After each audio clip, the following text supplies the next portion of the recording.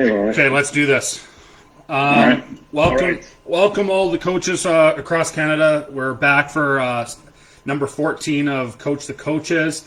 Today we have special guest Brad Hudson from the UBCO men's team, head coach, and also we have Fraser Macleod, who will be running some questions by Brad to start us off. And you guys are more than welcome to go in the chat and ask away on questions. So we've done this a lot since COVID has begun, and we're looking forward to continuing this. So Brad, welcome to Volleyball Coaches of Canada.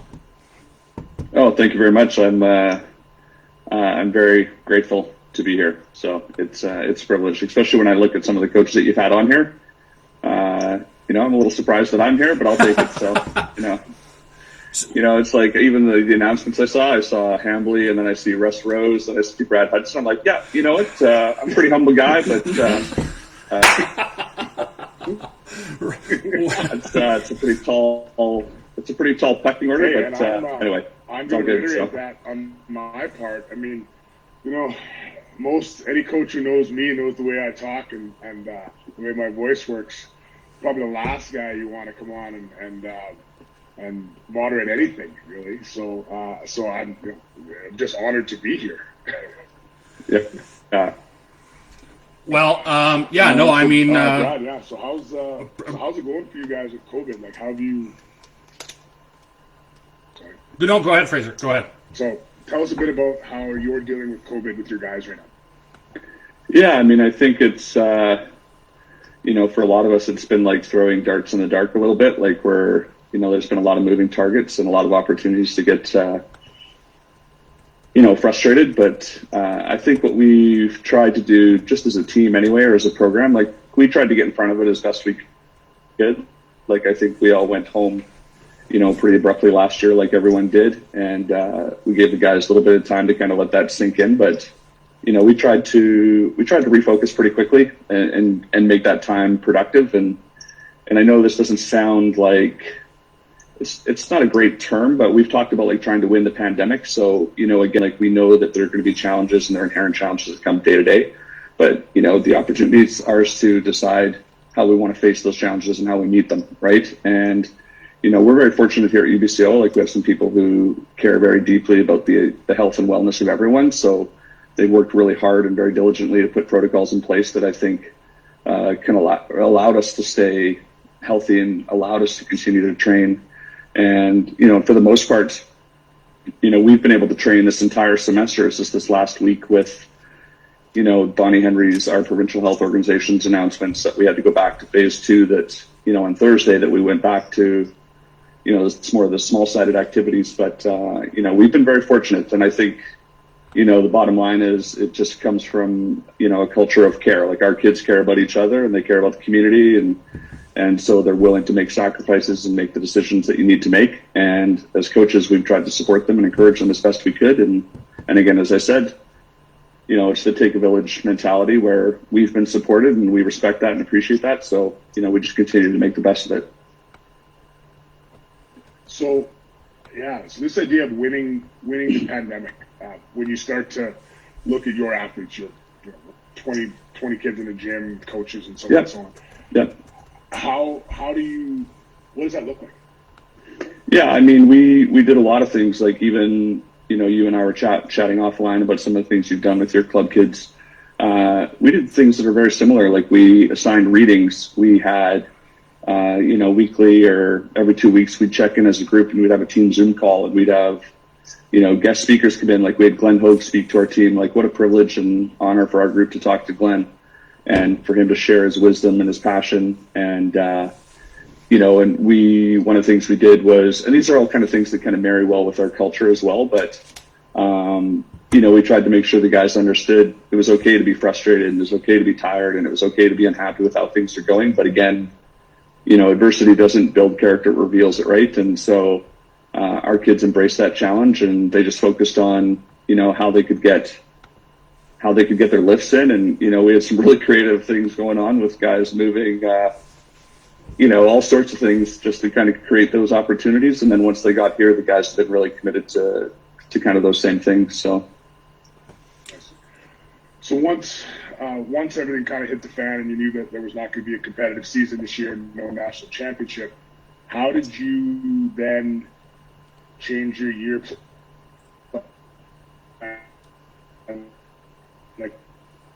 Like with your guys going through a whole season with no competition? Yeah, I mean, I think like I had a sense that we wouldn't have competition, and obviously, you hope for the best, but you plan for the worst.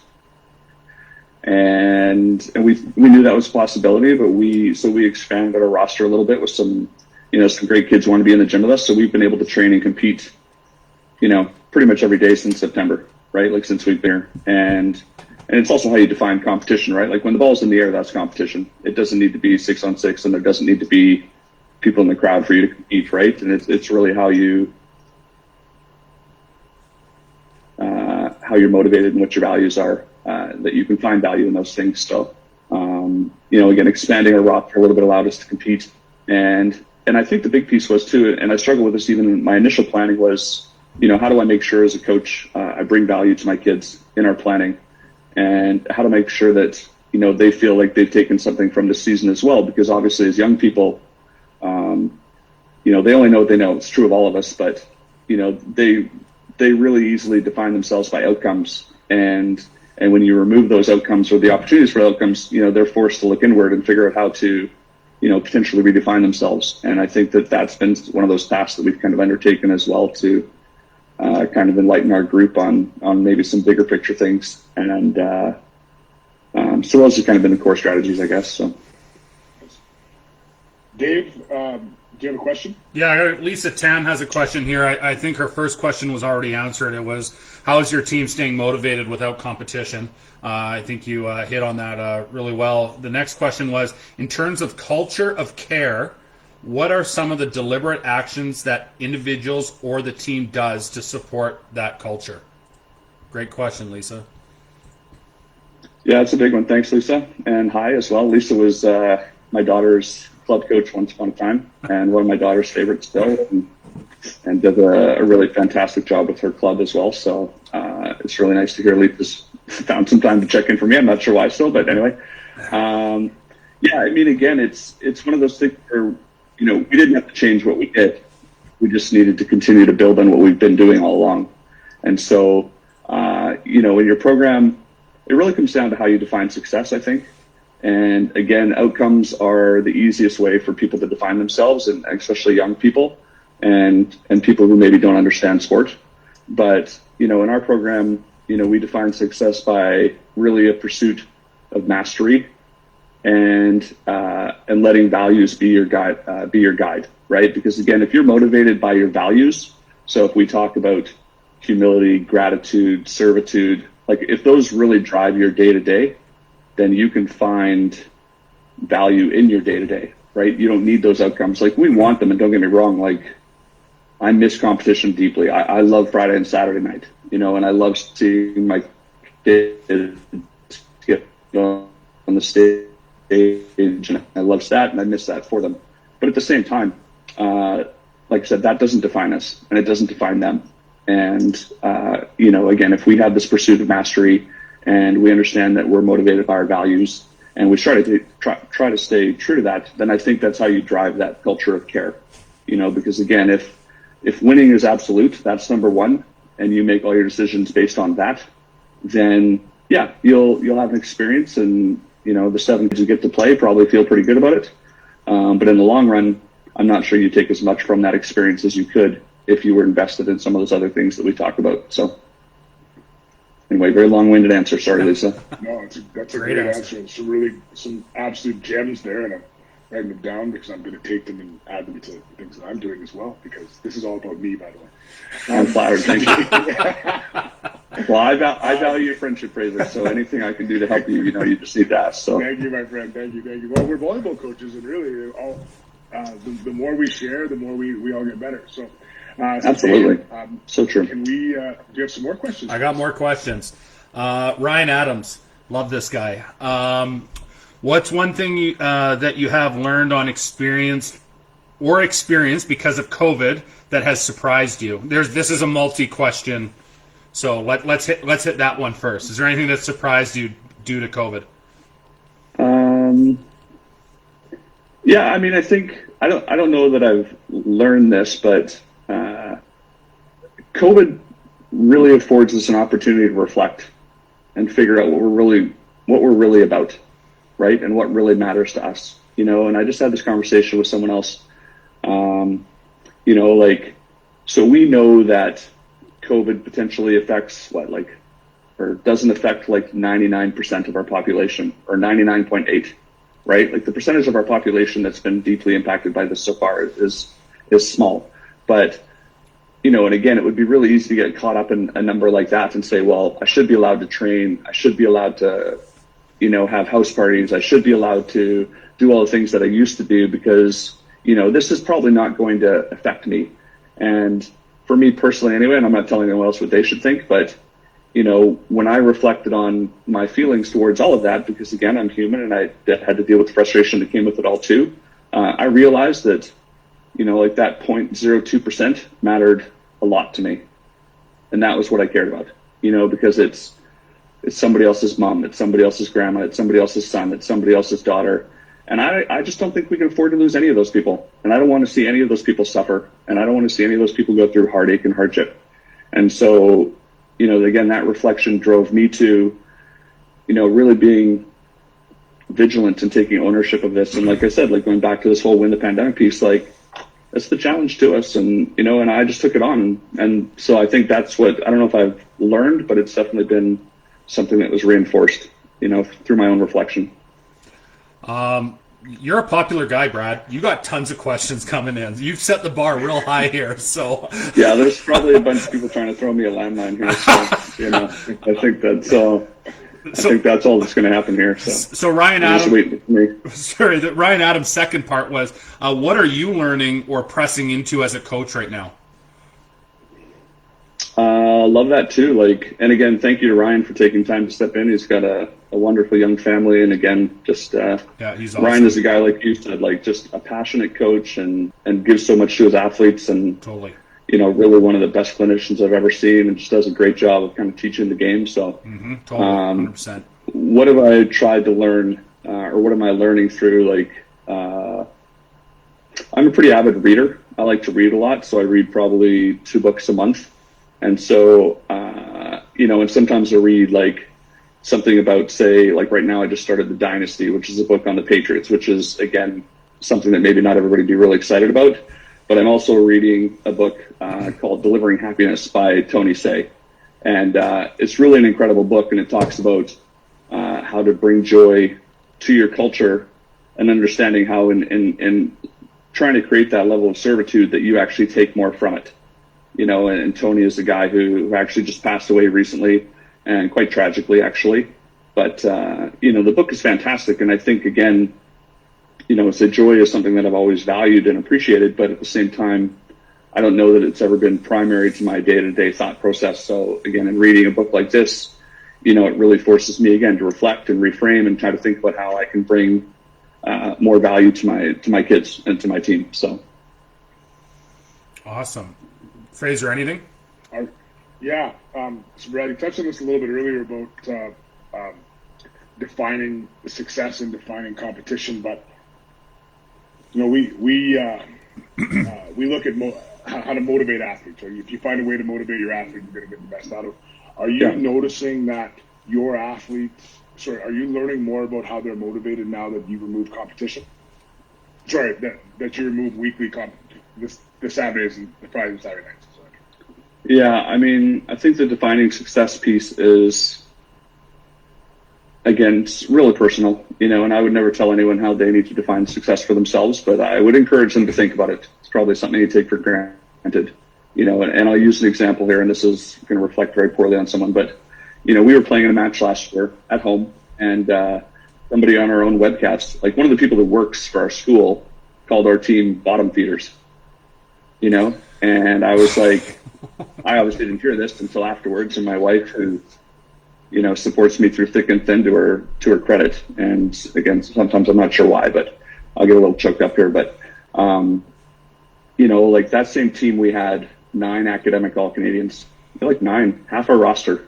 What an incredible number! What an incredible accomplishment! Mm-hmm. And we had kids. All those same kids were involved in multiple charitable activities, and volunteering their time. And for someone to, paint us with that brush, I just thought was so hurtful. And again, so my immediate reaction was, and for you've obviously known me for a long time, 20 years ago, I probably would have found this guy. I would have been very, very upset, and we would have had, at the very least, a very strong conversation. But obviously I moved past that. And so, again, I just looked at it as, and that was one of those, say, launching pads for me that really forced me, again, to look inward. Okay, why does this person feel this way? Why does this person think that way? And what do I want to take from it? Do I want to accept it, or do I want to use this as an opportunity to learn and to grow and to evolve? And so, and that's what I chose to do. And I think a comment like that reflects more on him. And I think that in the long run, I've been better for it. And very long-winded answer, but and going back to your motivation piece, again, if your kids are motivated to be the best version of themselves, they're pursuing academic excellence and athletic excellence and personal excellence, then removing this competitive piece for a little bit, again, it's a short-term sacrifice. But, if they're motivated by their values, then that competition is secondary, and it's always going to be secondary. It's something that we all should enjoy together, and we all love competing. But again, that piece doesn't define us. Those outcomes don't define us. Our values define us, and our pursuit of mastery defines us. Mm-hmm. And so, if you as a coach can convey that message to your young athletes, and you can encourage them to kind of share a journey with you, then that's success in my book. So, and again, don't get me wrong, we all want to win games, and we all want to win national championships, we do for sure. But I want to win those things because I want my kids to experience it. I'm well past wanting to win that for myself. Sure, it'd be nice, but I'm quite confident that the next day I'd just go back to work. I'd start planning, or I'd start recruiting, or I'd start looking at our strength and conditioning program for the summer, but I want my kids to have a taste of that. But again, only one team wins every year anyway. So, let's focus on the journey and the process. And I know coaches throw that around a ton, but anyway, that's how I motivate, or that's how I maintain my motivation. And I hope that with our kids here, I say they're kids, but they're young men, I hope that's how they, find their motivation as well. And again, we've all had good and bad days, and I'm sure we will as long as we kind of stay in this COVID world, but hey, newsflash, there's going to be challenges next year too, mm-hmm. And there's going to be challenges after that. This is life, life is about challenge, and it's about overcoming. So, this one's, for us, it's the first one that we've had to go through. We didn't go through a world war, we went through 9/11, but, our parents and our grandparents, they went through those things, and so now we're going through, a challenge we weren't probably equipped for, but again, we have an opportunity to meet it. So that's the motivation for me. So there's a two-part question here. Sorry, Craig, I'm going to screw up your last name. Paulwichin. And this goes back to the culture of care. In building a culture of care, what do you feel is more important? Recruiting players that already align with that belief, or reinforcing the message? Good question. This is a two-part question. Yeah, that's a really good question. And again, I think both, to be honest. When I took over here at UBCO, and I mentioned to you guys, this to you guys previously, my own coaching pathway. When I took over at Capilano College, which is now university, there was no one there, so the program had folded. So I had to recruit literally every person that was in that gym. When I took over at Douglas College, I was hired very late, but we still brought in, 7 or 8 kids in my first year, and we brought in the next wave. So we had kind of a meeting of both groups. And then here at UBCO, I was obviously interim for a year, which created a unique set of challenges.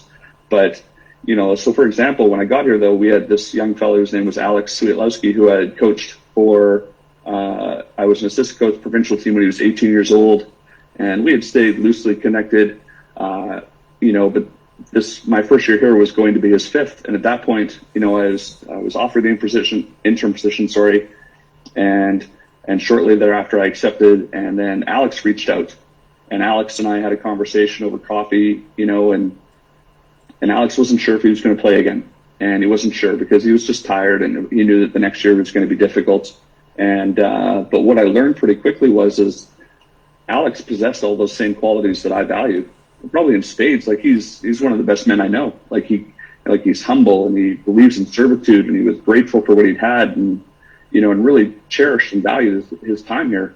And so with someone like Alex, I just needed to be the wind, you know, like that guy was to stay, like he was going to take off no matter what. Like he was just a wonderful young man that was already equipped for success. He just needed a little bit of support, you know, but at the same time, like obviously, you know, in a university context, you know, we're recruiting athletes to be in our program for potentially 5 years, you know, sometimes more, right? If kids want to do their masters or they take a year off or they, you know, they redshirt, which is not a term I'm much in love with, but, you know, so I have an opportunity to kind of build relationships with a lot of kids through the recruit process. And so we figure out, you know, whether or not, you know, we can be aligned. And don't get me wrong, like we've recruited kids that other people said were, you know, wouldn't fit in our culture, but they possessed, in my opinion, qualities that I thought, you know, showed that they would be or could be capable of, you know, thriving in our environment, which again is not for everyone. So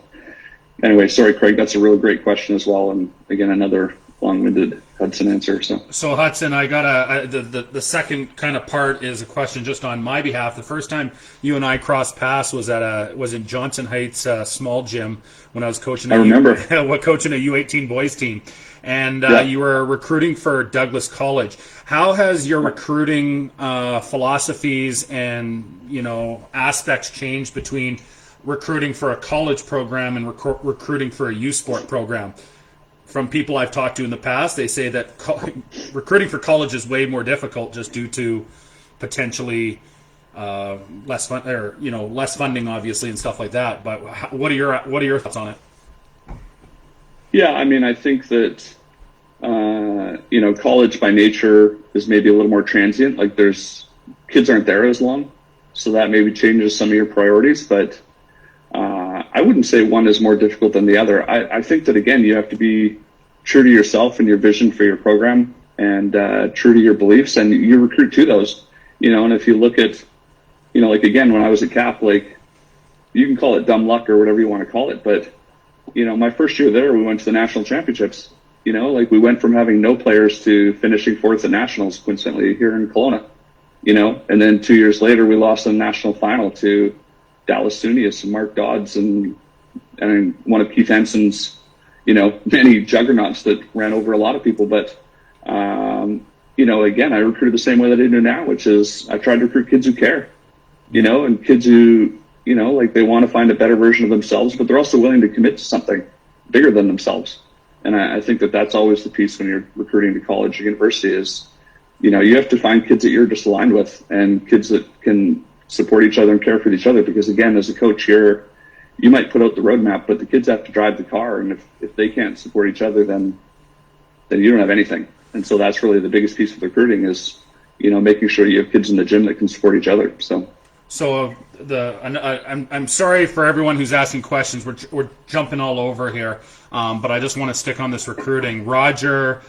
I screw up people's last name. We got a question from Roger here, so we'll just go. Worst case scenario, if no or minimal club season this year, along with a shortened season last year, can you talk on the challenges universities and colleges will experience with the recruiting process? Yeah, I mean, I think the challenges are for everyone, you know, like, and I think, like, obviously, you know, you guys filled the niche with Beyond the Game, like trying to create opportunities for kids to compete and to train a little bit and to kind of show themselves and to maybe teach them how to sell themselves. I mean, you know, as university programs or college programs, the reality is none of our kids are losing eligibility this year. So in theory, you know, every program in the country could bring their roster back. You know, I'm not saying that's going to happen. Like, obviously, you're going to see some kids graduate. You're going to see some kids move closer to home. You're going to see some kids just decide not to play. There'll be lots of things that you see. You know, and for us to, you know, on the university level, we start recruiting very, very early, right? Like, we're identifying kids really early. What age? And I think that's, it depends, but like, I'll say U16 probably. Sure. Okay. You know, we're starting to identify kids. So, like, there's kids that we've been watching for years. Mm-hmm. You know, potentially. And I think that's why you saw, even early in the fall, you saw a number of announcements, and because those are the kids that are on, they're going to be on their Canada Games teams, or those are the high profile kids, the kids that I feel bad for, and the kids that I think, again, something like, your showcase or Jeremy Stubler working in Manitoba, like, man, just giving all those other kids an opportunity, right? Because those are the kids that are going to have the hardest time finding a spot to play, right? Mm-hmm. Like those diamonds in the rough, like the kids who they do usually find a place to play, but they need an opportunity to get out there and show themselves and get on a stage, right? For coaches to see them, because again, like I would say, like, man, coaches are only human. Like we can't see everyone, and even if we do, it doesn't mean we're going to see them at the right time, like, so you need a depth of history with those kids, right? And again, so that's why I think, again, like with the showcase and with Jeremy's program in Manitoba and some of the other things that people are doing, like, it just makes a world of difference for those kids, I think. And it just, even if it just puts those kids on coaches' radar, right? Because now some of those same kids, maybe they go to college next year, and which, again, obviously I'm biased. Like I coach in multiple colleges, and I think there's tons of value in that pathway. And there's also all sorts of opportunities there. But it also, if you go to, say, college for a year or 2 or 3, it still opens up other doors for you later, potentially, mm-hmm. right? As long as you've been diligent and kind of mapping out your academic pathway, and again, so just because the opportunity you want isn't there now, it doesn't mean that it won't be there later. Right. And that's the challenge, like I said. So, like, how do you win this? Like, you figure out a way to have that opportunity later, don't say no, no, it's easy to give up. Way harder to stay the course. And so as college or university recruiters, like, I'll be fine. We have a good group of kids in our gym, and I'm super excited about the kids we recruited. And, and again, it's just, recruiting is just relationship building, and if you work hard at it, it's just like any relationship, you work at it, it'll become something you understand and appreciate. And if you don't work hard at it, you get what you get. And that's what recruiting is. So, yeah. Fraser? Yeah, I got a question tying to that idea of college and university together versus college versus university. In the last, let's call it 7-8 years, it's been a lot of, university or college, right? And then you have colleges recruiting guys going for 5 years instead of 2 and then coming in. Yeah. But in the last number of years, you've recruited guys directly out of college. Do you think that the pendulum is going to swing back the other way, where we're going to start to go back to college to find some of these kids that are getting those reps that we need? Yeah, I mean, to be honest, I hope so. Like, I'm not a fan of, like, take Alabama football, right? Like, everybody knows how successful that football program is. I've read Nick's books. Most coaches have. Like, everybody knows how successful that program is. And what people also know is that, if you look at his, in his starting offense or starting defense or starting special teams units, man, he gets kids drafted, right? Like, that group wins, and those kids get drafted. But what I always think about is, like, those kids don't win if they don't have 4 kids behind them. And the 4 kids behind them are fantastic. Like, that's why Alabama wins, because they've got a depth of talent and depth of ability. And so for me as a coach and as a parent, to be totally honest, I wish that one of those 4 or 2 of those 4 would have gone somewhere else. Because what an opportunity they could have had. We'll never know. So, like, yeah, that first group, yeah, they got drafted and they won and they were a part of it. But what happens to all those other kids? And so, going to your question, I think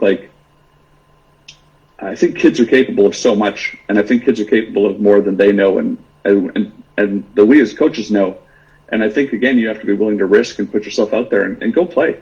Find a place to play, find a place to compete, because that's how you find your best self, by having opportunities and seizing them, and by failing and learning from it. And so anyway, so I hope kids will explore both options, to be totally honest. And I've seen good and bad in all of it. Like, there's a university coach who's not a coach in our league anymore, but, he told me once upon a time that, and this is when I was a college coach, he said, well, I'd rather recruit someone and not have to worry about playing against them again for the next 5 years, than have them go play somewhere else. And I was a college coach at the time, and I thought, wow, that's nuts. Like, I'm not going to be that coach. And so there's one of those lessons that I took from that, and even as a college coach, like, we always encourage our kids to move on. Like, we wanted them to find good homes, but, like, when I was at Douglas, we would move, a student athlete along every other year, every 2 years, more than one, you know. And then some of those kids went on to great things. Like you take like someone like Jordan Orr, who was my libero at Douglas College for a couple of years, and then he went and played for Sean Sky at Mount Royal. And his first year, he got libero of the year in Canada West. And you know, like there's coaches still, I think, that are guilty of trying to hold on to those kids, like, you know, and that's the wrong thing. I think you need to do what's best for your kids, you know, and sometimes the best thing is to stay, but sometimes the best thing is to go, you know, and like I said, like, you know, you just have to know who you are and what you're about and what you value. And for me, it was seeing our kids find success. And so, like, you know, I'll use the example again. My last at Douglas College, we lost the national final, you know, like, so I might be the only coach in the country who's lost 2 different national finals with 2 different programs, like build a program up, you know, and it's something that obviously I still think about once in a while, but at the same time, like all those kids went on to have incredible careers elsewhere and they did great things. And if I would have tried to hold on to those kids, you know, with white knuckles, then I don't know that would have been the best thing for those kids, you know, like for a Jordan or somebody like that. So, you know, anyway, that was a very long-winded answer. I apologize for that. No, all good. No, don't apologize at all, because my question came from the athlete side, not from the coach's side. I believe that all these coaches are doing the best job possible. What I'm seeing from my side is a group of athletes that are hell bent on going to U Sport. Right? I want to go to U Sport no matter what, and that's where my goal is. And they don't. And I think we're all trying to educate them on the idea that you can go to college and still get to where you want to go, because they can offer you something that you're not going to get in some U Sport gyms, right? Because you're and just that idea. And so what we're trying to make clear, especially this year, is there's so many kids coming out, there's so many kids in programs. If you go to a college for 2 years, we've all seen that athlete that was not really on the radar coming out of high school, and 2 years later was on the radar because he became an absolute beast, or she became an absolute beast because they had that opportunity. So I just think, I think as a group of coaches, I think we need to help our athletes make that decision and decide that there are programs that will send them on. Yeah. And they can keep looking. Well, I mean, again, I think it comes back to, like, you know, I just met with one of our local kids here who is really interested in playing. And we didn't have a great spot for her, you know, and so the conversation was really like, make a list, figure out what your priorities are, you know, like, and again, like you said, like, don't get me wrong, U Sports is fantastic. Like, Canada West is an incredible volleyball league, you know, but you know what? So is CCA. Like, there's some great coaches and great teams and great players in that league too. And there's great coaches and great players in the NCAA. And I know I'm not supposed to say that, but like, there's great opportunities everywhere. But at the same time, like, and I say this to kids all the time, like, you know, just because you think the grass is greener on the other side, like, sometimes it's painted. You know, it's not green. You know, it's painted. Like, you could get there and you just wouldn't have a good experience. And especially if you didn't have a good plan in place. You know, and sometimes the best thing for kids is to go to a university program and to be their 15th, 16th person. Like, it's true. Like, sometimes it is, because based on their other options, you know, it just is. But sometimes it's not. You know, like, if you're going to 20 at 20 and the only reason why you went to that school in the first place is because you want to wear the sweats, okay, that's probably what you're going to get. You know, you're going to get some cool sweats, and that's going to be your experience in a nutshell, because you're 2020. You're not even on the practice court. You know, you're there to shake balls. So again, I hate to talk in absolutes. What I think kids need to do, again, is just look at it more holistically. You know, there's no perfect answer for everyone, you know, young student athlete. It's got to be very, very personal. And again, I just think that, you know, it's great to hear that you're obviously encouraging your kids to, you know, at least expand your horizons. Because even if you settle on a choice, you know, as a parent or as a coach, you want your kids to have made empowered decisions. Empowered decisions and enlightened decisions are ones that are well thought out. You know, they've had conversations with the right people, and they've come to a decision that they can live with. Not something that they just kind of went to, okay, you know what, I flipped a coin, this is where I'm going, sweet, woo! You know, that's not an enlightened or an empowered decision. And for kids, I just think there's so many good opportunities out there. Like, just do your homework. You know, do your homework. Find out what's best for you. So, and be honest with yourself. Like, again, be honest with your priorities. And you know, that's the other thing. Like, being honest with ourselves sometimes isn't easy either. So, you know. Nope, fair. Dave? Yeah, Ryan Mars. Oh, tons of questions. Ryan Marsden, how are you handling the mental health side with your student athletes? Good question, Ryan. Did you hear me? Yeah. Okay. Hey, Ryan as well. Like somebody, yeah. So thank you to Ryan for stepping in here. Ryan's also a great coach and doing wonderful things at Olds College and, you know, with the youth team or the junior team, sorry. So, pretty grateful Ryan found some time to make some time for me. It's kind of crazy, but yeah, I mean, again, like, you know, I think when it comes to our mental health, like, again, it's just going back to being really honest with yourself and admitting that you're having a good day or a bad day. And for us as a coach or coaches, sorry, you know, like putting supports in place, like obviously as an institution, you know, we're pretty fortunate that UBCO has a level of support that maybe others don't.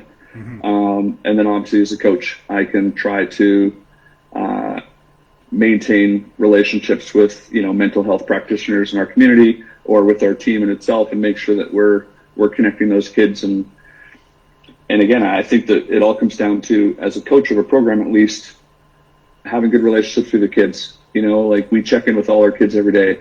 You know, they come in and they do some stuff on the whiteboard for us and we'll look at that. And then, you know, we make sure between our staff that we check in with kids and again, building a relationship with your kids so they feel that they can trust you with, hey coach, like I'm just having a bad day, and then figuring out what the next steps are. So I think it's just dealing with the mental health of our athletes is just being honest and being available. So. Okay, great answer. Jeff Anderson is one of the board members of Volleyball Alberta. He runs Queen's Volleyball Club out here in Red Deer. What are your thoughts? This is a loaded question. Here we go. What are your thoughts on athletes? Go on, Jeff. What are your thoughts on athletes playing with masks? It's fine. Okay, no, I just like there's everyone has a thought process on this, right? So some people are against it, other people love it. Like, no, totally, I understand, but like to me, it falls under who cares? It's a small sacrifice. Fair. You know, like if it keeps you safe, it keeps other people safe. Like, you know, I always tell them, I'm clearly not the smartest person in the room on most days. You know, and I just watched Bill Nye yesterday. We all have a laugh at, but Bill Nye is very, very intelligent.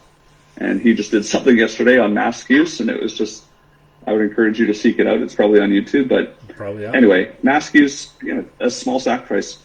If it keeps us on the court, yeah, it keeps us on the court, then why not, right? So, well, but again, it keeps us safe. That too, yeah, it well, keeps for sure. Your kids safe, like, keeps your friends safe, keeps your grandparents safe. Like, put a mask on, you know. Like, sorry, I'm very intolerant when it comes to the anti-masker group. So, I'm speaking on Jeff's behalf. He's not an anti-masker. He's just I shouldn't be on a political platform here. I apologize, but Jeff's definitely not an anti-masker. Put it on. Yeah, but there are people in throughout I'm Canada. a Jeff, thank goodness.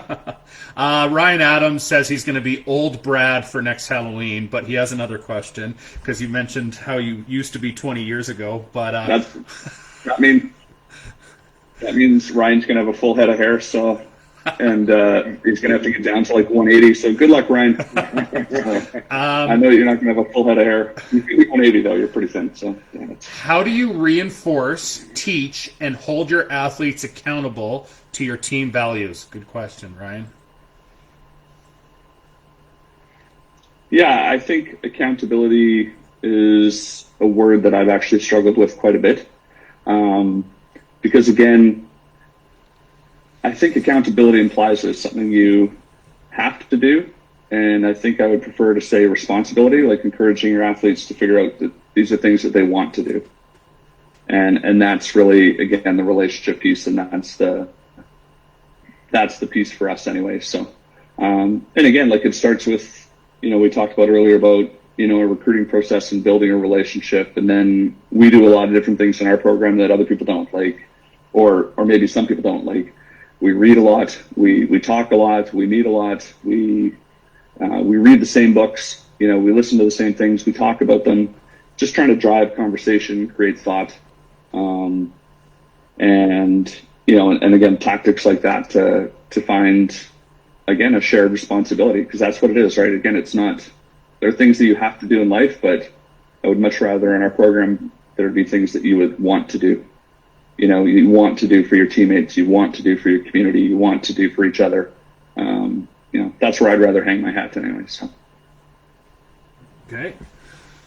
I know there's tons of questions, Dave, so just keep going. Okay. Well, I think you guys did some community service. Weren't you doing like Meals on Wheels or something like that last year? Brad, like... Starting to sweat here. Oh. What have you done on the community side with your team to like keep people grounded? Yeah, I mean, this year, to be totally honest, we haven't done a lot. Because, again, I was really leery about, you know, putting our kids out in the community even more so, and just wanting to keep everybody safe. So we haven't done as many of those things this year. There's more that we're talking about, like second semester, like blood drive and doing some other things. And normally we do, like, we support like Parkinson's Super Walk, and we'll have themed weekends on home weekends. You know, we do some things on campus, like a res move-in, where we're literally helping all the other kids move into the residences. And, you know, so you're always just trying to find those opportunities. So, right. You know, and during a normal school year, it's a little bit of a challenge as well, because obviously I would say like your student athletes essentially have 2 full-time jobs, right? Like they're full-time students and they're full-time athletes. And if they're really committed to both, they've got a lot on their plate. So as coaches, we have to try to find, you know, those opportunities and be really careful with how we place them in their schedules. Because again, our kids are spread pretty thin already. So those are some of the things that we normally do anyway. So. Okay. Sorry, Fraser. I'm going to jump in here on this one. I'm going to change gears completely. Oh, Fraser, hang tight here. There's a Glenn Wheatley just joined us, and here comes the landmine for you, Brad. Sorry I was late. Uh-oh. Brad, we have known each other. Gotta go. How has your relationship with referees changed over the years? And was this a conscious decision or something that you worked on? Good question, Glenn.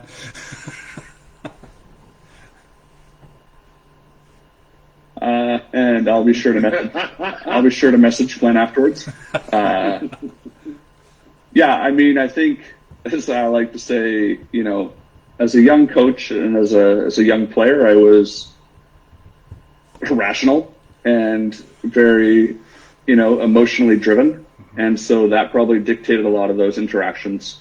As I've gotten older, again, I think with time, I've come to appreciate how hard it is to be an official. You know, like that's a difficult job. And the really great officials, like, you know, like we're fortunate in Canada and BC to have some really great ones that, you know, they do their jobs and they go home and you didn't really notice them.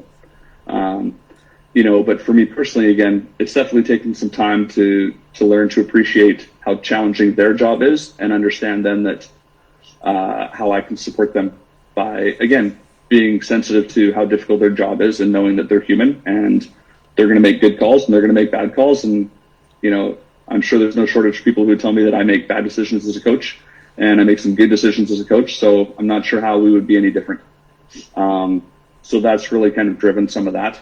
And the other part is, you know, like I think every coach in the country probably tells their kids to be, you know, smart and deliberate and focused and stay present and think about the next play, like all these cool, catchy things that we say. And then that same coach gets on the sideline and throws his clipboard and kicks the ball and berates a line person.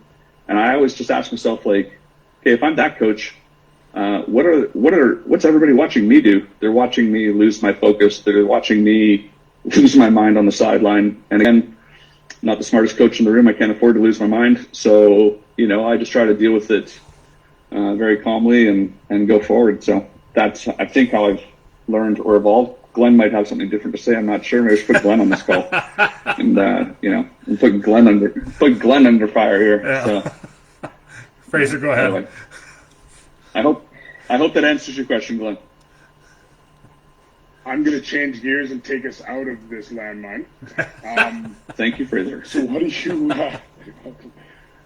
you think some of the long-term challenges are going to be for volleyball in this country moving forward? Are we talking COVID, or what are we talking about? Sorry. Well, COVID's going to create its own, but I think just even taking that out, we're headed to the Olympics this year. Yeah. On the men's side, and then obviously we assume that more than likely we're going to be looking at a new men's coach and looking at a new women's coach. You are seeing these athletes coming in. What's that going to look like for us moving forwards, and then what can we do as clubs to help, as coaches, to help keep building that funnel? Yeah, I mean, I think that's a great question, Fraser, and probably one that I'm not sure that I'm really equipped to speak to. I mean, I think you look at what Glenn's brought to the men's side, right? I make this joke, not really joking, Glenn bleeds maple. Mm-hmm. So he brought passion and he brought commitment. And if I've learned anything from Glenn, it's about commitment. I mean, I've learned a lot from Glenn, and I've spent a lot of time with Glenn and talked to him, and he's always been willing to share, which is also something that I've taken from Glenn. But mm-hmm.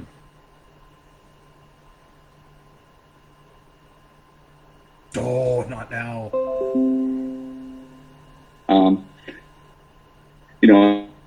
I think, for a number of reasons, Tom wasn't able to continue, because obviously, I've been able to talk to Tom a fair bit as well, and, exchange some emails, had some conversation. I've been in his gym, again, very passionate, very committed, and I think brought tremendous value to the women's program.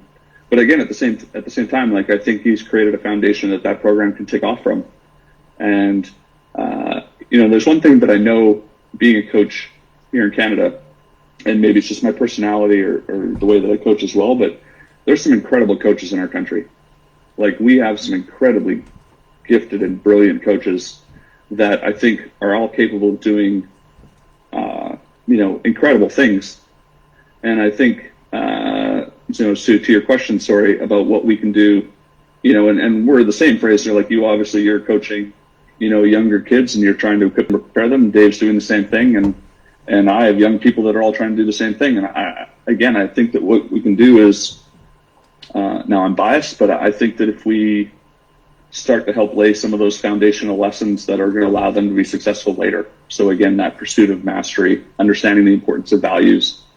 Sorry, I got a crazy glare going here. Okay. Then again, I think those are foundational. It's if you're going to build a house, you have to put the foundation down first. You're not going to start with the roof, and that's what we all have to do, right? And sometimes I'll get kids that are maybe a little bit further along that process, and we have to figure out how to put the next floor on. But for all of us, again, we're just trying to lay those foundational building blocks. So, no, fair. Changing gears again. Yeah. So you get emails from athletes all the time wanting to play at your program, and I'm sure you get references from coaches. What are the when you get an email from a coach, what are some of the things you want to see in that email about an athlete? Yeah, I mean, I think it's the coach's email is a job reference, right? Mm-hmm. And if you've ever been an employer and you've had to call someone to give a reference, oh yeah, this guy's a 10 out of 10, and this guy is this, and this guy's this, because obviously you weren't asked to give a reference if you weren't going to give a good one. So I think it's just like anything else. Obviously, if it's a coach that I know, I can reach out to that coach and have a conversation, even if it's a coach that I don't. But again, that coach is going to speak to what they believe to be that player's strengths, and then I appreciate that coach's time and effort with that player, and I just take that and use that again as the launching pad for further conversation and to do the deeper dive. So, now what sort of regarding athletes? So hold on, Fraser. With athletes emailing you, have you what are you looking for from them? Are you looking for 2 hours of game footage? Are you looking for a big 5-page essay? Well, what sort of things would you recommend for athletes to get your attention, if you will? Yeah, I mean, I think the 5-page essay might be a reach. I think what you really want is you want to introduce yourself as best possible.